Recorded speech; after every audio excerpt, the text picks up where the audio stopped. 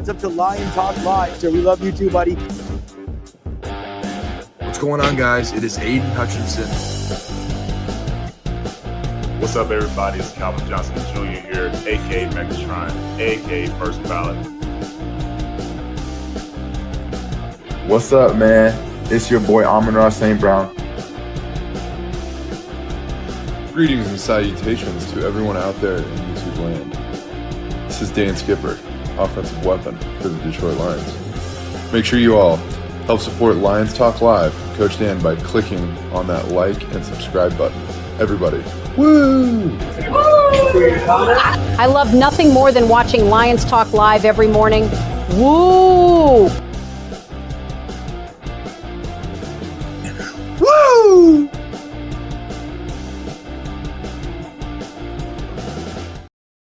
Well, greetings and salutations to everybody out there in YouTube land. I am your host once again, Dan Thornton, and I want to thank you all for joining us here today. Hey, Lions Talk Live Morning Show Edition. We're getting closer and closer to the start of the second preseason game for the Detroit Lions, and let's be honest, this is going to be a big one for a lot of Lions players. While there's no official countdown for weeks still to come, we also know the Lions are going to start putting together formal, or maybe you could even say non-formal, how you want to term it. The coaches are going to start building up their depth charts and start moving guys around. In fact, we've got the first unofficial depth chart from the Lions media, Lions reporters, Lions, coaching staff, everybody else involved with it. So we're going to want to pay attention to that, see who's kind of moved up, see who's kind of moved down, what you can kind of ascertain who's doing well and everything else in between. Before we get into that, though, we also know that per the main top of the day, the thumbnail of the day, we've got some stuff. Hey, anybody who's ever coached, anybody who's ever been an athlete knows one simple thing. The talent on the field, the talent on the court, the talent on whatever sport you're particularly playing, they recognize when other people are talented. They recognize when somebody's a pain in the butt to guard, defend, or block or whatever. And, Meek Robertson talked to some reporters yesterday. It's, I think, interesting information anytime you get especially a veteran, a good veteran, to say, hey, this guy, you need to watch him. He's going to be something in the NFL. He had some wise words of wisdom for all of us to kind of digest about a few of the Lions rookies. Some of them he has to go out and play against on a regular basis. And I think his statements, that holds a lot of kind of weight to it because he's seen some of the best in the NFL at different positions. He's had to play against some of the best in the NFL. When he gives, a thing of support, comments, or throws shade at some of them, there's probably a little bit more weight to it than if, hey, just someone in the media says something because, it's a little bit different level. We're going to dive into that during the main top of the day. Before we do, though, you probably know the drill by now. If you haven't yet subscribed to Lions Talk Live, please consider doing so. Making that march for 14,100 subs. We are 18 subs away. So if you can assist with that, man, I surely would be thankful. Also, if you have a free second of time, it's real easy to do. Reach on over, hit that thumbs up, hit that like button, hit all the buttons. We try to get every episode of the show between 200, 300, 400 or more thumbs up or likes. Last but most certainly, never least, if you are, maybe someone who just enjoys reading, maybe you like historically accurate fictional novels that, the events in the novel are legitimate. They did happen. Maybe some of the people listed there within, who knows if they were real or not. But head over to Amazon.com or wherever you find great reading literature. Order yourself a copy of Kajora Book. It is the first in a 9-part series. Has to do a lot with Japanese and Native American cultures meeting about 1,000 years before Christopher Columbus ever thought about sailing the ocean blue. So if you like that kind of stuff, you like fictional novels, you like some accurate events, historical fictional novels, maybe I should just say, go ahead and check it out. And if you enjoy the book, leave a kind review. All right, with all that done, set out of the way, let's get this show rocking and rolling and going. Let's kick it off with 5 headlines now.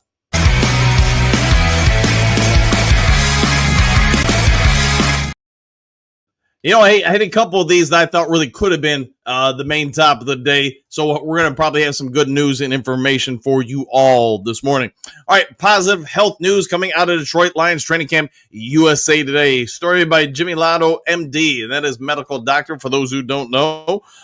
So Lions, tons of injury stuff. We get it. We went through it last year. Let's just kind of power through this, not spend a lot of time with it. Per the good doctor, we've got news on Aiden Hutchinson. Left fib fracture. He says everything looks good. You know, you've heard it from Hutch himself. You've heard it from probably just about everybody who's even remotely a Detroit Lions fan or reporter. There's all sorts of stuff that people want to know. Does Hutch look good? Is he going to be all right? Let's also be fair. He's playing this season to get a new contract. You guys all know it. I'm not going to bother you. But Jimmy Lotto, MD, does break down some film on him. You can find this story, see the video. In a nutshell, I'll summarize, thinks he's going to be totally fine. There's no evidence of any kind of lingering issue. I know some people like to go out and watch these videos and say, well, man, look at how he tied his shoe, or he only looked left at a 12 o'clock angle or whatever 3 times. This must mean that. The only thing I can tell you is I'm not a medical doctor. I am a doctor, just not that kind of doctor. And here's what I can say. I'm going to trust the guys who knows people that do this for a living. And from every bit of evidence I've been able to find and all the different reports we're hearing, Aiden Hutchinson's totally fine, and he's going to be on the field and looking to prove that and confirm that to our eyes. Amon-Ra St. Brown, off-season knee surgery. There were some questions. Hey, will he be okay? I think he's answered that so far in camp. Jimmy Lotto, MD, breaks down a number of different things. Points out that the procedure that St. Brown had wasn't really anything huge, just kind of a little cleanup, likely arthroscopic cartilage cleanup, if I want to term it correctly and not murder it on air. But says St. Brown, he's going to be right as rain. Dave Montgomery, MCL sprain or the slight tear, December 15th, 2025. Now, for those who don't know, about a day or two ago in training camp, the Lions had a little bit of a scare with Montgomery. Some thought maybe he really did take a serious injury. Turns out that wasn't the case. And yes, he was expected to make a pretty good recovery before the season even ended. We came back, as you guys know, in the playoff game. You can have your own thoughts whether or not he should have actually been the starting running back for that playoff game or Gibbs. The coaching staff did what it did, and ain't nobody going to change it now. So here's what we do know. He's also back and expect to be fully recovered by this point. Meek Robinson, left fracture of the arm, humerus fracture. He's fine also. He's had plenty of time to heal on up. We'll be talking about Meek the Freak Robinson in the main top of the day and some of his thoughts. Isaac Tesla, left knee. Tesla was limited in OTAs and has been wearing a knee sleeve in camp for unknown reasons. That didn't slow him down at all during the first preseason game and when he heaped coal onto his hype train. That's probably accurate information from the doctor. So the doctor also said that while nobody knows exactly what's going on, that hasn't been released. He's watched a number of different film on him, including the preseason game. Thinks the kid is A-okay. So none of these guys are expected to have any kind of lingering issues going into the regular season, per Jimmy Lotto, MD. All right, next to the 5 headlines now. Should Detroit Lions rookie wide receiver be 2025 starter? Question mark, SI.com, story by John Macron. And this is, just so you know, a segue into the main topic of the day. I like this kind of story. I also like to take the reins and pull them back a little bit. You and everybody else watching this show understands Isaac Tesla has got a bit of rocket fuel on him right now. He's the hottest thing in the NFL rookie circles, I guess to say, especially in the wide receiver room. Everybody who's watching, playing against him, coaching him, all thinks he's superseding expectations, and not just by a little bit, by a whole lot. The more and more he's out on the field, he seems to be developing, progressing at just an enormous rate. There are some expectations starting to emerge, as you see with the headline for this one, that Isaac Tesla might just end up taking over that number 3 wide receiver spot. I will say this. I'm only going to talk as a coach here, not a reporter. I'd say if I'm the Lions coaching staff, I probably, unless it's just without a shadow of a doubt, he's one of the best 3 wide receivers on the team. There's no way week 1 of the regular season I'm going to have him start. I'm going to let him keep grinding, let him keep earning. Tim Patrick, I get he's had some struggles per his own lips. I also get he's a veteran. He's going to be okay. Just give him some time. He'll figure things out.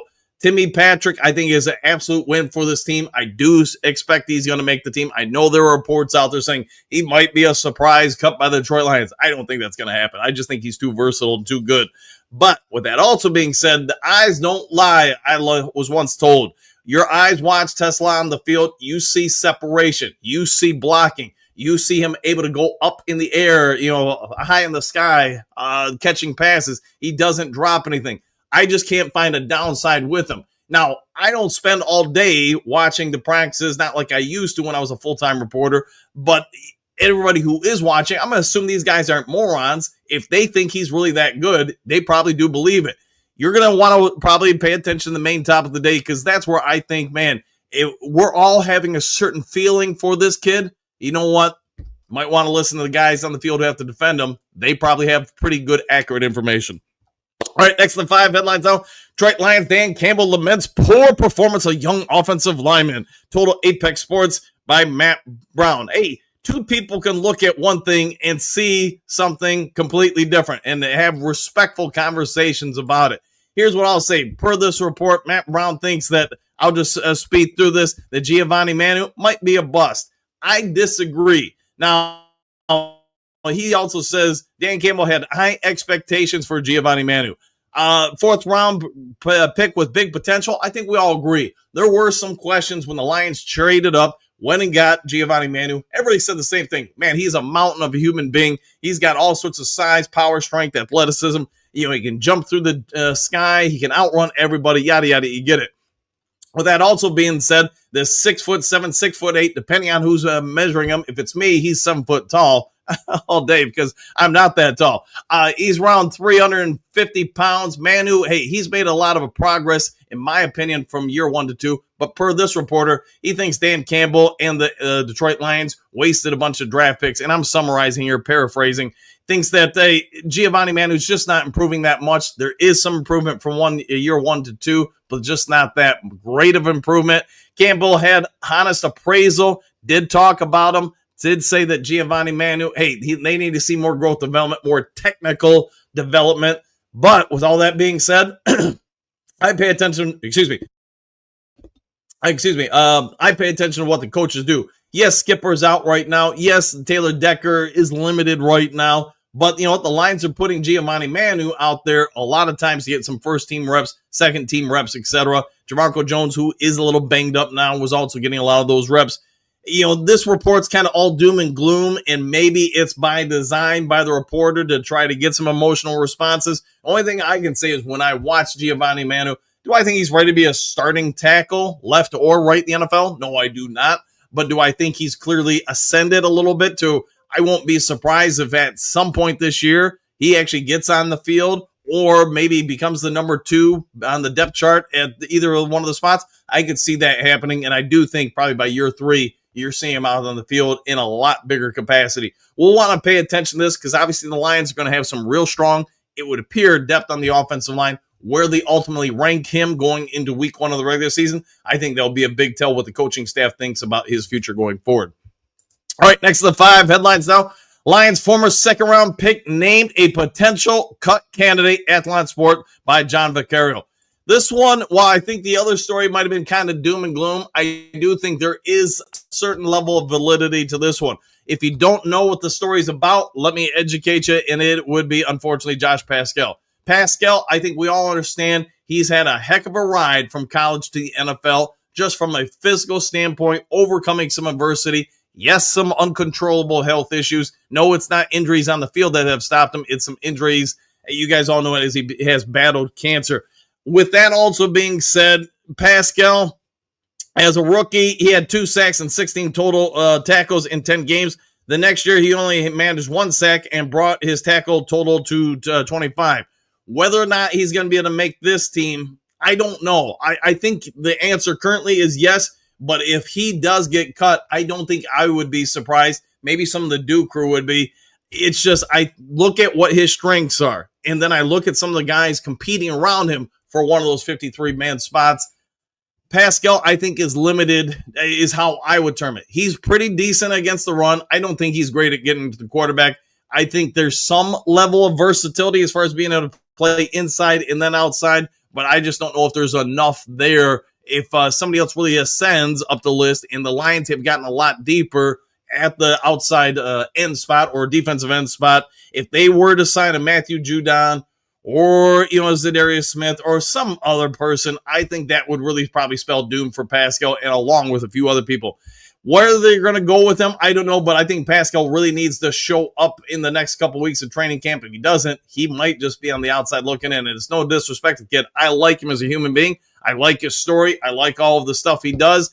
I just, as a coach, I don't know if he does enough on the field to warrant him keeping a spot. All right, last of the, let's see, 5 headlines now. Biggest surprises from the Lions' first unofficial depth chart of 2025 NFL season clutch points story by Ben Strauss. So, boy, we're going to have a lot of fun with this one. In fact, I'm going to go ahead and bring it up on the screen to give me a half a second. I got to try to get this thing loaded here. So one moment, please. It'll be interesting to see what the Duke crew has to say about it. All right, let me hit some buttons here. And I think I got it here. Let's see. I think so. All right, there we go. Let me see if I can make it a little bit larger. I'm not expecting a lot of you guys who will be able to fully read it. Let me get this off the screen. So let me walk you through it. Are there any big surprises? Well, I guess that comes down to your personal opinion. Jamison Williams and Amon-Ra St. Brown are your number one wide receivers. Khalif Raymond and Tom Kennedy are backing them up. How about that? I'll let you guys breathe into that what you want. Ronnie Bell and Dominic Lovett are their backups, are the number 3s out there. Let's see, Taylor Decker would be the left tackle. Dan Skipper backing up. Giovanni Manu would be the 3rd. Christian Mahogany, starter. Netai Mutai and Michael Neese would be backing up. Graham Glasgow, Kingsley Ukwana, Tristan Colleen. Tate Ratledge is starting. Yodi, and then Scoresdale, Panay Sewell, Jamarco Jones, Mason Miller. Probably no surprises there, although I don't really think Mason Miller is going to make the team. Tight end, Sam I Am. Brock never wrong because he's right. And Zane Zylstra. I will be surprised if Zylstra makes the team. Tim Patrick is your outside or, wide receiver. Tesla backing and Jackson. Meeks would be the number 3 there. I do think Meeks is not going to make the team. That's my personal opinion. Hendon Hooker is listed as the number 2 and Kyle Allen number 3. We'll see. It will be a battle throughout all training camp is my anticipation. David Montgomery is your number 1 running back. Gibbs 2 and Craig Reynolds number 3. Defense, Aiden Hudson is your starting end on one side. Mitchell Aguiye and then Alaquin Muhammad backing up. Defensive line, interior tackle, I should say. Aleem McNeil, when healthy. Tyleek Williams, Makai Wingo. DJ Reader's the other one. Roy Lopez. Patty O'Connor is the other one out there. I think, man, with Wingo and McNeil injured, I think Pat O'Connor, Roy Lopez will definitely make the team. I won't be surprised if Chris Smith elevates on that chart either. All right, outside edge opposite Aiden Hudson. Not a big surprise here. Marcus Davenport, Josh Pascal, Ahmed Hassanin. Man, I just messed that one up. Med Hassanin, excuse me. Linebacker, Jack Campbell, Derek Barnes, Zach Cunningham, opposite Alex Anzalone, Grant Stewart, and Malcolm Rodriguez when healthy. Nickelback, Meek the Freak Robinson, Avante Maddox, cornerback DJ Reed, Enos Rakestraw. We'll see when and if he can return this year. Again, nothing official there. Rock Young Singh and Nick Whiteside with also in the depth chart.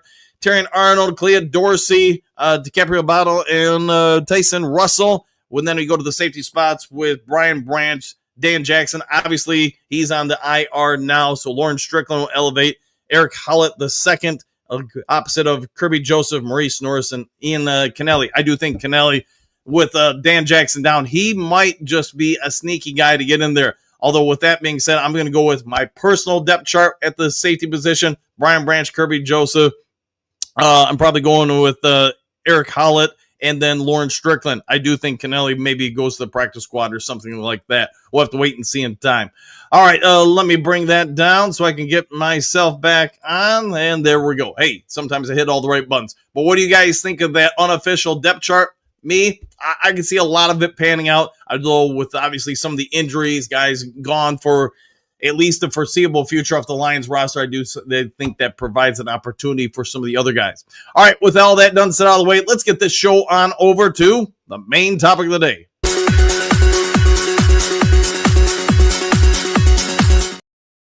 Like we were saying earlier, talent understands talent. Talent knows talent when they see talent on the field. And you know what? Meek Robinson's not afraid to talk about some of that talent he sees with the Lions rookie class. He does start off talking about Tyleek Williams. Says, man, you can see the explosion. You can see the burst. He did comment a little bit about he was surprised this guy didn't put up bigger numbers in college. We can all debate why that is at Ohio State. Maybe the system they played. Who knows, man? But then he starts talking about some of the other Lions rookies. He does talk about Lovett. Thinks Lovett has a lot of upside, but he says he's raw. He keeps saying he's raw. And I think if you watch him, you look at what the coaching staff did with Lovett in the first preseason game. I mean, they gave him nearly 40 reps. That's a whole lot in a preseason game, especially for an offense that was struggling. To me, as a coach, that tells me that, hey, the Lions coaching staff wants to see how quickly this guy can grow and develop. He's got speed. He's got return abilities. There's strong value there.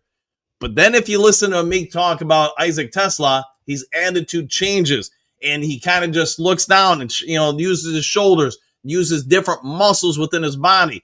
It's clear he thinks this guy is something. In fact, he confirms when he's like, that guy's big. That guy can do some stuff. He's a rookie, question mark. And that's a direct quote.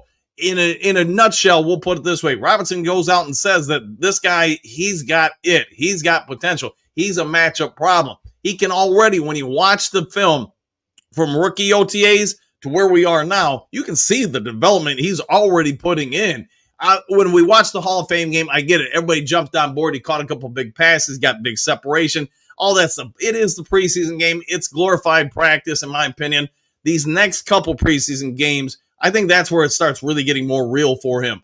While Lovett is probably going to develop, and the Lions coaching staff appears so far, they're going to throw everything they can at him to develop. They're also, it's clear that Meek thinks he's got something, but Tesla is the real McCoy, the real deal.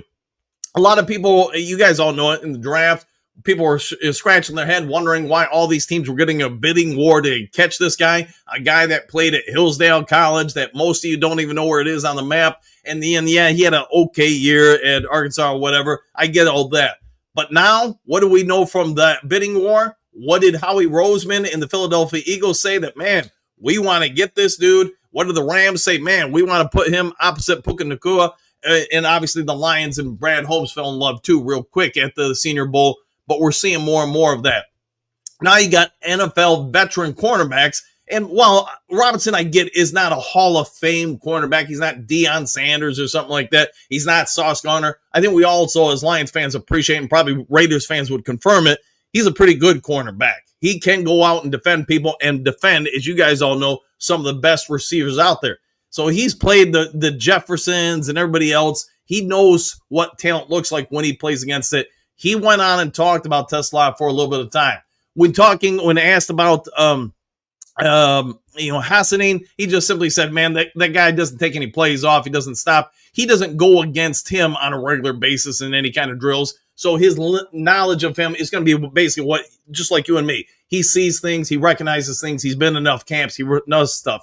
But when he talks about a Tesla, when he talks about a Lovett, he is defending those guys. He can tell if those guys can create separation. He can tell if this guy is going to be a consistent pain in the butt for him to have to go out and defend in one-on-ones or whatever drills. I'm starting to think more and more, and on the 5 headlines now, you did have some reporters ask, and there was about 3 or 4 different stories from different publications that all had the same topic. Is Tesla really ahead of schedule? Is he more than what a lot of people think?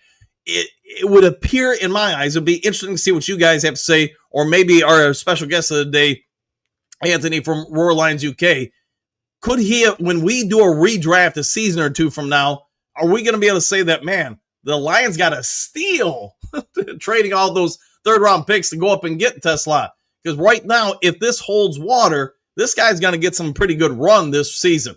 And it's, again, no disrespect to Jameson Williams, St. Brown, Tim Patrick, or anybody else. But if he's that good, he's going to get on that field. The coach is going to find a way, whether it's a 29 receiver package with 4 quarterbacks or whatever, who knows. But he's going to get out there. He's going to cause some problems. And because of the other talent around him, he's probably got a high probability of success. All right, I've rambled on about all these topics a little bit too long, but I'm going to trust him. When he talks about talent, he recognizes talent, especially when he has to defend that particular group of talent. All right, let's get the Doom Crew. Try to get a few of you guys in before Anthony pops on. And let me scroll to the top of the screen. Here I am. I'm off and running, heading towards the end zone. And there we go. I'm Michael D, Gritty and Sanitations coach and Doom Crew. Exclamation point, one pride. Woo! Back at you. Johnny L, good morning, folks. And always good to see you, Johnny. Love the thumbnail, by the way, in the hat. Boots Garblade.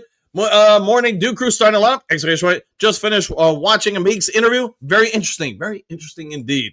Till then, Amik, the ladies' man, maybe. Bo, good morning, Duke Crew. Amik, exclamation point. Woo! There you go, Gary. Morning, guys, and to you, Johnny L. Amik is a stud. I think so, man. And hey, anybody who had some questions about what he was going to do, when we signed with the 2-year deal, I get there was some hesitancy. Man, he's just a fill-in or depth player. I think we also get by the end of the season. He was far more than a depth player. Well, that's a beard. Yes, it is. Johnny L. Wait, what did he say? And now you know knowing is half the battle. Just, it sounds like a lot of this year's rookies are showing up for real. I would agree with that 100%. You think about it, Frazier, we're not going to know about for a while because of the knee situation he has, but he'll be back this year. Outside of him and Dan Jackson, though, we've already got a pretty good feel for, Tyleek. He's going to start. He's going to make plays. Ratledge, hey, he's going to be your starting whatever on the offensive line. I think at this point we can probably just say right guard. No problems there. But now it sounds like Tesla, if you trust the Meek and other reports out there, people watching, John Macaron and whoever else. Candace Pereira's, she had a story on him too, same day as John Macaron's. I could have went with any of those stories. I just chose John Macaron's because it was the first one that popped up. But everybody's saying the same thing. It's hard to defend what he does, and especially if he was to get out there with Jameson Williams, St. Brown, Sam I M, Gibbs, Monty, or whatever. You can only defend so much, and he's going to cause a big problem, it would appear. All right, Kurt Steele, what up, Duke Crew? What's up, man? It's Steele. How you doing? Johnny L, I can't wait for the season to really start. Hey, you're getting closer and closer with every day. Johnny, good morning, Mr. Steele. Big Eddie, morning crew. Robertson talked about Williams, Tesla, and Hassanin in an interview. I seen that. Yeah, he did a great job, too. Hey, he's fun on the mic, man. He brings some panache, as my mom would say. Kurt said to me, Trey, what's good, everybody? Question mark. About a month to go. Yes, indeed. Just greetings, salutations. Is it just me, or are there like 1,000 Lions YouTube channels now? I swear I open my app and there's a new suggestion every day. Yeah, I mean, the Lions have been successful for several seasons now. You get more hype around them. More people want to talk about them. Hey, I think the good thing is it provides a lot of opportunity. If you don't like a show, you can probably find a content creator that you do like. So that's good stuff, man. It's better to have options you don't need than need options you don't have. Somebody once said. Bootscar Blade, Amik is looking for some romantic movie recommendations. Exclamation point. Sounds like it's a Titanic part of his life with his girlfriend. Let him know and he will jot it down in his notebook. Hey, there you go. I don't really know a lot of really outstanding romantic movies. I know some romantic comedies, I guess, but I had to stop and think about them. Dale, greetings, salutations, Coach Dan and the Duke Crew. Exclamation point. Go Lions. Back at you. Drake, I think Tesla and Lovett both make the team. This rookie group is different. I think the farther we get into the season, assuming nothing derails any of the rookies, I think we're all going to agree this rookie class isn't going to be as good as the Brian Branch, Gibbs, Laporta, Campbell one. I don't know. That's a pretty dang good group, but it's got some real potential on its own merits. Brent, good morning, Dan and crew. I love Amik's passion. Exclamation point. Oh yeah, I'm down with that. Lions Talk Live fan, good morning, Duda, and back at you. Stephanie, good morning, boys. Exclamation point. Hey, Coach, at first, I prefer the old thumbnail, but this one has grown on me. Seems more professional, and I love Amik's personality. Yeah, there's some people you guys get in life. Some people are good in front of the camera. Some people that aren't. Amik is one of those guys that I'd say universally is considered good. Dale, yes, indeed, this working class is very impressive so far, and I hope it keeps us going that way with that mindset. France, in my opinion, the first few draft classes and the last one are different than the Manu class. Did the team change their strategy for one season or something? It's very possible because if you do go back, if I get your question enough, France, if you go back to the Giovanni Manu class, in the Baki class, most of those guys are basically developmental players. Is it that the Lions, coaching regime and scouts just said, hey, there's not a ton of, for sure talent. We're going to have to grow some of these guys. It's possible. But to your point, there is a noticeable difference, at least in my eyes, between the vast majority of our draft classes and the one you're referencing for sure. Johnny, the whole team is full of studs. I would concur. So you ain't wrong, Johnny. All right. Well, it's good to have people agree with you. Good. Let's see. Henry Moore. Good morning, Coach Dan and the Duke Crew. What a team. What a podcast. What a time to be a Lions fan. Woo! Exclamation points. And yay, back at you, Henry. Good to see you this morning. John Dale's first time live caller. Love the show, Coach and Duke Crew. Well, thank you for being a part of the Duke Crew there, John. Coach Tanya Kate, hey, Coach and crew, prayers up again. Mom's back in the hospital. I'm sending prayers your way. I need my crew support. Exclamation point. Other than that, let's go Lions, 1,000%. Hey, everybody in the Duke Crew is rooting for your mom. Hopefully everything is A-okay. Jason, greetings, salutations, Duke Crew. Have a great day. It's a great day to be a Lions fan. Woo! Back at you, Jason. Always good to see you. Johnny L, welcome. John Dale's 5 figures ready. Welcome to Duke Crew, John Dale's. Dale, I think there's a good chance we will keep 6 wide receivers. Leaf is a Coach Campbell guy all the way. Tons of grit with that guy. I'll go with that 100%. Coach Tanya K, I'm with you. Exclamation point, Jason B, let's go Lions. All right, guys, it's about that time to bring forth rhythm and the rhyme and bring over our special guest of the day. You know him, you love him. He's the guy from the other time zone. Let's bring over Anthony from Roar, the Lions UK.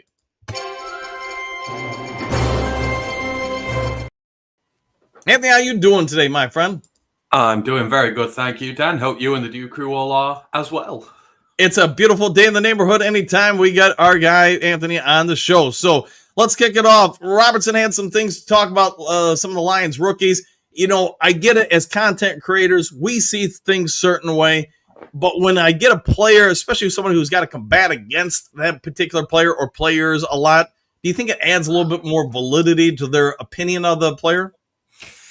I mean, they're playing against them, right? That's the best, appraisal you can get of a guy when you're on the field against him, when you see what he's doing, when you see what he's capable of, then absolutely you have to take some validity into what these guys say. Obviously, they're, been teammates as well. There might be a little bit of embellishment in there. And of course, sure, playing in the NFL when you're playing against an opposition player that really wants to murk you instead of, in this, then, but for the most part, you do listen when guys say things and, I love Amik. He was very honest the way he was speaking yesterday, and it's going to be very hard in 12 months if he balls out this year. He's going to be one of those, like, we're going to need to pay him, and we're going to have the money to pay him, and I'm not looking forward to that conversation because he's really, really grown on me. Let's go through, if you don't mind, let's go through the Lions rookie class. Give me your thoughts on each of them they're playing. Obviously, Dan Jackson's out for this year, and, Frazier, nobody knows until he gets on the field, but if you could, what are your initial impressions on each of the Lions rookies? I mean, they're performing really well. I mean, that's what you want. You want them to have strong camps. You want them to show that they're learning, they're progressing, and that generally seems to be the train of thought from most of them so far. I mean, it's an exciting class to look forward to. I mean, we're not going to see most of them during preseason, which is a shame. But I'm looking forward to it, especially Ratledge more than anybody. I just think he's a born and bred Detroit Lions player, and I think he's going to be amazing this upcoming year. But I'm looking forward to seeing him. I would just say, let's let them be rookies, and let's let them, have their ups and their downs. I see a lot of things with guys on here, and people really hyping these guys up, which is good. But like in Isaac's case, I worry for Isaac Tesla a bit because the B-Rice, everybody's going, oh my God, they're making it sound like he's the second coming of Megatron, which is fine, do that. But if he just has a nice rookie year, a simple rookie year, people are going to turn on him. People are going to say, oh, he's not as good as was advertised. And I don't want that to happen. I want these guys to allow to be rookies, allowed to develop in peace without getting, again, I always go back to the mention of Terrion last year. Terrion got hyped up all throughout the summer. And then when he had a little bit of a holding problem in his first month of the season, people are like, bench him, bust. We should have drafted this guy instead. And like, after 2 months, he was really good. And he went through the rest of the season and he was amazing. So, just take your time with them. Just let them be, because we have a tendency to overreact, I think, with some of them. But I am looking forward to seeing them and what they can do. I think they're low-key. They can be very good. We've had a lot of developmental draft classes in recent years, and we're just not seeing the guys from those classes come through, whereas I think we'll see more of them in the first team this year out and about. You bring up a point. I don't remember who it was in the comment section brought it up, but to the point, the first couple or several draft classes for this regime, for Brad Holmes, etc., seem to be one particular way. This draft class seems to mirror that. But to your point, like the prior draft to this current one, it would appear the Lions focused more on getting guys that were projects and developing. Do you think that was by design? Do you think they kind of shied away from that and said, no, we're just going to pick the best players out there? What makes the Giovanni Manu Sionvaki draft class so much different than the vast majority of the rest of the Brad Holmes draft classes? Because they went away from picking established players who were specialists at their positions to picking development projects who were going to take longer. Now, you've got to take into context, when Brad came here, we didn't have a roster.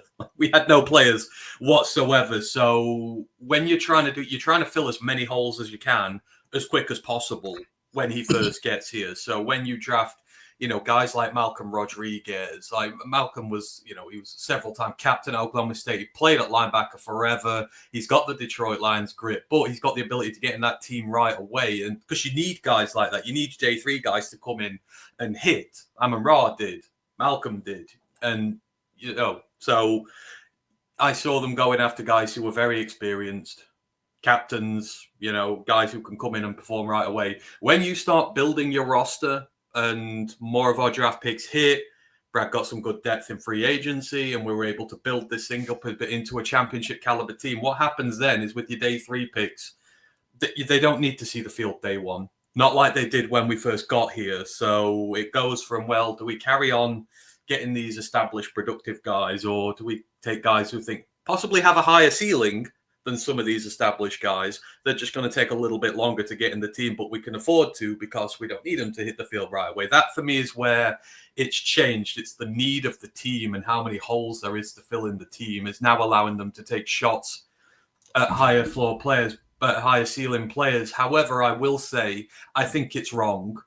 I think we were doing much better when we were going after the likes of Emrod and that in the they can come in, they can be special teams players right away. They're specialists at their position. We're cross-training Varkey. Manu's only played up in Canada. Sorsdale's played down in the FCS, but they've not really done a great deal with him. Broderick was basically an FCS player when they got him. It's me, I would go back to those first couple of years because we're not seeing these guys pan out so far, but there's years for them to go yet. So that's just my own personal opinion, but that's why it's changed. Right. I think you're doing fine with that, man. So let's talk about some of these developmental guys because whatever it is, 3 weeks from now, these Lions are going to have a cut down like everybody else in the NFL, or maybe it's 4 weeks, whatever it is. How many of these Broderick Martin, Sorsdale types make the team, or do you think they're all gone? I mean, it depends how they do in preseason and whether the depth is there or not. I mean, it's year 3 for Broderick and Colby now. I would like to think they'll get year 3 because, again, I like to give rookies 3 years to see what they can do. But, if there's too much pressure and, if there's too much depth in the room, then you can't take them with you. But I think you do. In Colby's case, I know they're playing him at guard in the preseason game. He can play at tackle. You'd like to think maybe the versatility will be able to keep him on the roster, and maybe he'll have an opportunity to show it this year. Broderick, I think you do give another go. Again, they're both FCS players, essentially. Broderick had 1 year in the CUSA, and that was it. So, it takes a lot of development with these guys, and, you've got to commit to them. And, you can't just give up on your rookies after 2 years all the time. Or are we saying that this year, if Varkey and Manu don't do anything this year, are we getting rid of them as well? Like, right. You've committed to long-term development projects with some of these guys. You have to see the projects through if your strategy is going to work. And if Broderick and Colby don't work this year, or if they get rid of them before camp, then all eyes go to the next draft class because then you notice maybe there's a problem coming with these guys and what we're doing. So I hope they both get the roster spots they deserve. Obviously, they've got to earn it, but I've not lost faith in either of them yet. Let's talk about faith for a second since you brought it up. The segue into the quarterback room. Some Lions fans after the Hall of Fame game have lost all faith in both of our backup quarterbacks. Do you think this particular game coming up this weekend can change some of those expectations? Dan Campbell has come out and said Hendon Hooker is going to be the starting quarterback Friday against Atlanta. Do you think having him out there with maybe some of the better talent for the Lions on the field will help him look better? Or what are your expectations for both the quarterbacks? I mean, we knew they were going to rotate the starts during preseason. Yeah. I would carry on doing that there. I mean, it's big for Hendon. Hendon needs to show good decision making. I think that's the problem so far, that, he holds on to the ball too long. His decision making is not quite where it should be, especially he's 27 now, going to 28. You need to have some maturity in that. But, we've got to see what he does with the firsts. If they give him some guys out there worthy of getting, but I've not lost complete faith yet. And I know this, people will take this the wrong way, but I thought Kyle Allen was pretty good in the first preseason game. I've gone back and I've watched the all 22. I've watched the coach's tape. Apart from the one pick, the first one, which gets jumped, the rest of his throws, the ones he completes, the passes are on target. They're in stride. The guys get yacked. They're accurate. I think his decision-making in the pocket was very good. He only scrambled when he needed to. I thought he had a decent game. People just remember picks, and that's all they remember. Sure. Outside of that, I watched his entire halfback. I thought he was pretty good. And that second pick in the end zone was DPI. Tesla should have been where he was, and he was getting held back. So, where they looked bad initially, I don't think they were. So I'm actually a bit more encouraged by Allen and what he brought out there. But it's Hooker's turn now. And if Hooker can provide a good performance, then maybe there is still something there with these two. But I'm not sure. I'm leaning towards it's probably not there and we might need to look outside the building. But I don't think the Hall of Fame game did their chances in. Even Dan said so. Dan said Carl had a good game. And I've looked back and I see what he means by it now. So, I'll keep giving them chances. We've got 4 preseason games, a lot of snaps to be had. Right. Let's see if one of them can get that consistency we need. To stick on this point, just so we can get through it fully, if the Lions don't look impressive at the backup quarterback spot after this game, you kind of already mentioned, hey, maybe you got to look outside the building and find somebody. Is there anybody you can think of worthy of the Lions bringing in? I would go and grab Davis Mills from the Texans. I know they'll want him to back up Stroud, but Davis has played in the league. And I know we can say that about Kyle as well, but he's younger. Right. I still believe he's got upside to him. Plays in a similar style to what Jared Goff does as well. So I think the system will fit him pretty good. And I don't think the Texans are going to hold a king's ransom over your head to get a guy like him in. Hell, if you've given up on Hooker at that point, maybe trade him. Let Hooker go there. Because he'd probably fit a bit more in CJ Stroud's mold, and bring Davis Mills here. He'll fit more in Goff's mold. That's the one I'd make if we were going to do it. Okay. With the preseason game just a couple of days away, the second preseason game, what are some things you'll be watching that game, trying to find out information-wise from the game? Anything in particular you want to try to see happen on the field? I just want to see an offensive tackle play good football. I'm so underwhelmed by these guys. I had really big hopes for Jamarco Jones and him maybe being the tackle, that the swing guy this year we wanted. He was absolutely horrible in that Hall of Fame game. Like, he made so many mistakes, just didn't look good at all. And it's like, okay, there goes that one. Obviously, Skip's injured with his ankle at the minute. He's out, a week or so. Manu is just inconsistent as hell right now. It's clear that, he's not going to be anywhere near ready till year 3. You can see what they like about him. I've seen more of what I like about him, but then you still see a lot of the inconsistency. Like, somebody needs to show up there. Otherwise, that right now is the number one position I'm looking at, bringing somebody in from outside the building, because there's just no one capable of being tackle 3 here right now to even an average level. People say tackles don't grow on trees. They don't, but you can find average league tackles. And right now, we don't even have an average league tackle backing any of these guys up. So that's what I'm specifically looking at really deeply. And then after that, the corner depth's been hit with Rakestraw now out for a while. So you're looking, can one of these corners on the out be good enough to come in and be last man on the roster type thing? Because they didn't do pretty well either in the last one. And then the linebackers were really bad as well. So, I'm looking at those sort of depthy battles at the minute and tackle 3 for the next one. Real quick before you get out of here, Rakestraw, this guy can't buy a break. Unfortunately, not a good break. I know we always rag on Davenport being hurt, but a little over 12 months into his NFL career, Rakestraw has faced a number of injuries. What are your expectations for him at this point? Because Dan Campbell doesn't sound like he believes his Rakestraw is coming back anytime soon. It's just a shame for him. Players can't help injuries. Right. It's not their fault why this happens. And, it's just he's going down the road so many other Lions rookies have been down. We think back to Kerryon. We think back to Deshaun Hand. We think back to Julian Aquara. We just think to this litany of guys who are clearly very talented, but every time they just get going and they start showing something and we're like, maybe this is it, the injury setback hits again. I'm not giving up on Rakestraw at all. For me, I give Rakestraw a lot more room because I spent the entire draft saying that Abrams Drain was the better Missouri corner, and so people will think I'm naturally biased against him. So I'm giving him a lot of leverage here, and I'm really hoping and backing for him to do well.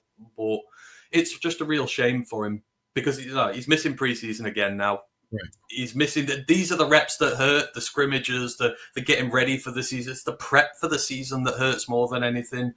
But I'm absolutely not giving up on him. If this team's shown anything, even the injured players, they scrap till the very end, like Levi, Barnes, all these guys, they fight till the very end, and eventually they find their way. So I'm hoping it's going to be the same with Rakestraw. Right now, it's tough. He's down, but he's obviously talented, and it's just going to take him a little longer to get where he wants to. But we'll back him until he gets there. So yeah, I feel really sorry for him, but still really big. Hopefully he gets to where he wants to go. All right. He is Anthony from Roar Lions UK. Why don't you go ahead and give him a shout out and check him out? Anthony, tell us all about where to locate you, find support, and check out more of your content. Yeah, as Dan said, you can find me at Roar of the Lions UK. We're a group of Detroit Lions fans from across the pond. So if you want to come and hear your Lions news and views from a British perspective, then just drop by, say hi. We're live during the games. We'll be live this Friday during the Falcons preseason games. So drop in. We're live Mondays. I talk college ball on Wednesdays. I'll be on later. So if you want to come talk some college ball with me tonight, then do so. You can find me everywhere. So, but as always, Dan, I appreciate you. Appreciate the Duke crew. Hope you all have a fantastic day. And yeah, we're that much closer to proper Lions ball now. I'm really excited. I just, all this stuff for preseason. I just want to get the season started. We're going to the Super Bowl this year. I'm absolutely determined of it. We're manifesting this. It's coming. So yeah, but I appreciate you all. Oh, one last question, just because I guess Mary made me think of it. What do you think of the situation going on over in Chicago right now? Oh, it's hilarious. Absolutely hilarious. They just thought that the trouble is they like instant gratification over there, and they just thought Ben was going to come and they were going to destroy the league. But it's just proven that it's not so easy. I think they'll be better under him. I think they'll be much better under him. But I think they're discovering that life isn't always going to be rosy under them, and they're finding their level again. So it's quite funny. So yeah, I'm not going to be sorry if that team does fail. That's all I'll say. All right. Well, we'll let you get out of here and get on to your day. But again, Anthony, as always, man, thanks for making a little time out of your day to come join us. No, I appreciate you all. Take care. Bye. We'll see you now. All right, let's get back to the Duke Crew comment section. We got 11 minutes to go until MCDC hits the presser. Gary, morning, Gazman. Always got to wish the Gazman good morning. Phil, why is Anzalone covering wide receivers down the field? Hey, I did kind of lightly see some of the comments in the section about Anzalone covering this guy and that guy. In one-on-one drills, it's dang difficult to cover people, especially if they've got any kind of skills and athleticism, because the quarterback and the receiver know exactly the route they're going to run. The DB or linebacker in this case, they're guessing. They're just having to try to react to the body. That's why you see just about everybody get open and catch it. It's different when you have 11 versus 11. You can do some things, undercut routes, etc., so the defender has a better idea what I can afford to give up and what I can't. But in one-on-one drills, man, that's dang tough. That's a big ask. What I like about those videos, again, it's just my opinion, the fact that you see the coaching staff putting Anzalone against running backs, tight ends, wide receivers. They obviously believe that he can cover the vast majority of people who are going to run routes in the NFL. All right, Kurt, the Brit with grit. Hey, you got to go with that. He's always around. Hookadoo, I can't see it. Mary Smith, what's up with Mr. Revelon? We'll have to find out. I think you're talking about Caleb Williams. Great day, because linebackers have to cover the number 3 wide receivers. Yes, sometimes they do. Indeed, 100% there. Phil, if the quarterback does get the tight end destroyed, Laporta will be great this year. Yes, I'll go with that. Yeah, I think doesn't. All right, doesn't indeed. I think Laporta is probably going to have a pretty good year. He had a pretty good end of last year. Obviously, his rookie year was phenomenal. So wait and see what shakes out. I think it's going to be tough to keep all those people, their numbers up, because, that ball is going to get spread around a lot. Hookadoo, Professor Steele is in the classroom, 100%. He's educating us all. Mary Smith, Hookadoo, talking junk as usual. Nothing wrong. Well, sometimes there's something wrong with that. Thomas, let's just say I drafted players now to pay out Well, what are we going to do with them? Question mark. We got people starting positions that won't be replaced unless they're injured. Yeah, it might be. We'll have to see. Trust in the coaching staff. Silent service, I don't think Hooker will be our number 2. It might be not. I don't know. Right now, he's in a battle with Allen. Maybe they bring in somebody else. All will be revealed in time. Bill, I'll be happy if Hooker gets his head in the game, limits mistakes, and has some fun. Yeah, hopefully we see good progression out of Hendon this upcoming game. That would probably quell a lot of the fears. Hooker, he should be looking in the mirror, Mary Smith, and judge his team. I'll go with that. Let's see, Thomas. Hooker and Allen need to play the entire game knowing they're not going to be pulled and just relax and play. This is where I think we're making a mistake. We'll find out what shakes out. Yeah, well, all eyes are going to be on that quarterback position for sure. Cynthia, it's no surprise how great this Lions team will be with Brad at the helm. He does make some pretty good decisions, I would say. Silent service, I mistyped. Hooker will be our number 2. Hey, it happens, man. Sometimes we all mistype. I do it a lot of times. Brett, Caleb talking junk, question mark. I'll have to watch that. Thanks, Mary. Yeah, we'll check it out. Mary Smith laughing my butt off, Mr. Maybelline. There you go. Big D, Donner, good point. Brent, agreed. Thomas Donner, thumbs up. Silent service, I was happy when we drafted him and still believe he was a good pick. Yes, indeed. Phil, G's Chad, there we go. Morning, good morning, Coach and Duke Crew. Coach, what do you say about McNeil's injury and what player will make the biggest difference for us this year? McNeil's injury, from all different reports, I think kind of Brad Holmes has even pointed out a little bit. He seems to be ahead of the curve, him and Rodrigo. So it would, if I was guessing, both of them might be back middle or early October. Means they'll really only miss September, maybe a week or so of October. But wait and see what happens. That's just speculation on my part. Who's going to make the biggest difference this year? Man, who knows, man? I'd say the training staff. How about that? They keep everybody healthy. That would be the biggest difference. Gary said it at the end of last season. Martin and Sorsdale need to shell out and show development this season, period. Hooker is a different story. Quarterback is the most important position on the team. I would concur. Kurt Steele, boss up, ball out, following the Lions press conference this morning at 8:15. Set your alarm clocks. Be ready to boss up and ball out. Brent says, yep. Gary, Phil. Shep has mentioned the rookies are good, but they are rookies. Don't get too hyped about them. 100%. Yeah, keep the expectations down, but it sounds like a few of them may pan out. Mary, okay, Kurt Steele. At Mary Smith, good morning. Mary Smith, greetings, boss Steele. There you go. The boss is in the house. Lino, UP Star, greetings, salutations, Coach Duke Crew Worldwide from Hazy Schlippering. Smokey still around here, but got to pull for a Hooker more now than I got his rookie card in a pack yesterday. Lightning and Thundercats. Oh, well, let's hope he can turn that card into some gold for you. Lions bad guy, boy was talked about backup tackles and linebackers. Make me look forward to the 2026 free agency class already. All right. Brent, salute Kurt, man of steel. My sis sub to boss up, ball out, and she didn't like Coach Jones short. All right, fair enough. Kurt Steele laughing. Let's see, Kurt Steele, we have more content on deck. Hey, nothing wrong with that, my friend. Brett, thumbs up. Carrie, I couldn't disagree more about Ant on Jones. He'll see soon enough. Fair enough. Yeah, nothing wrong with, hey, guys stepping up. Chicago improves 8-9. We'll see. Charles, feed me some Falcons. Well, you will get that in just a couple days. Carrie, Chicago 7-10 at best, in my opinion. There we go, Attila. Let's see, Mary.